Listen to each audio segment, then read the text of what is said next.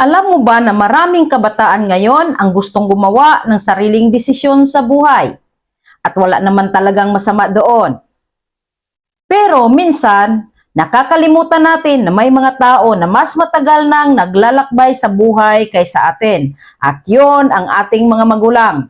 Ang mga magulang natin ay hindi nagsasalita para kontrolin tayo. Kadalasan, nagsasalita sila dahil ayaw nilang maranasan natin ang mga pagkakamali na naranasan nila noon. Isipin mo to, bago ka pa ipinanganak, dumaan na sila sa maraming pagsubok. Nakaranas na sila ng hirap sa buhay, pagkakamali sa desisyon at minsan ay kabiguan. Kaya kapag may payo silang ibinibigay, hindi yun galing sa teorya, galing yun sa karanasan nila. Halimbawa, kapag sinasabi ng magulang mo na mag-aral kang mabuti, hindi yun dahil gusto kanilang pahirapan. Alam nila na sa mundong ito, mas maraming oportunidad ang dumarating sa taong may disiplina at kaalaman. Kapag sinasabi nilang iwasan ang maling barkada, hindi yun dahil ayaw nilang maging masaya ka. Gusto lang nilang siguraduhin na hindi ka mapunta sa landas na sisira sa kinabukasan mo. At minsan, bilang mga anak, iniisip natin na mas alam natin ang lahat. Iniisip natin na luma na ang payo nila. Hindi na yun bagay sa panahon ngayon. Pero ang totoo, maraming prinsipyo sa buhay ang hindi nagbabago kahit anong taon pa yan.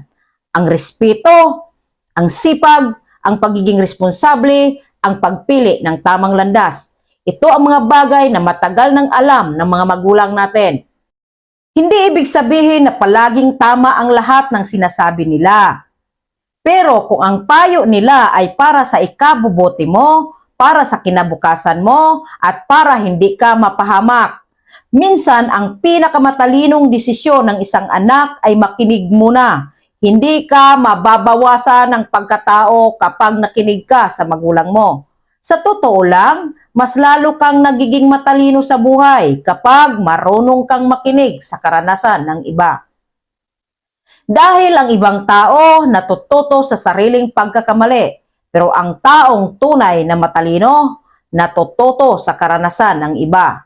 At tandaan mo ito, darating ang panahon na ikaw naman ang magiging magulang.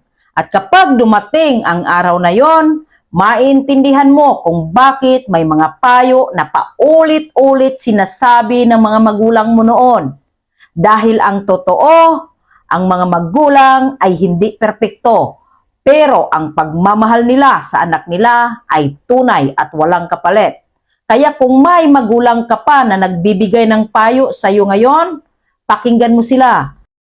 Dahil darating ang araw na mamimiss mo rin ang boses sa nagsasabi ng, "Anak, ginagawa ko lang ito para sa ikakabuti mo." Anong masasabi mo? Paki-comment, like, follow, and share. See you in my next video, Kamagnet.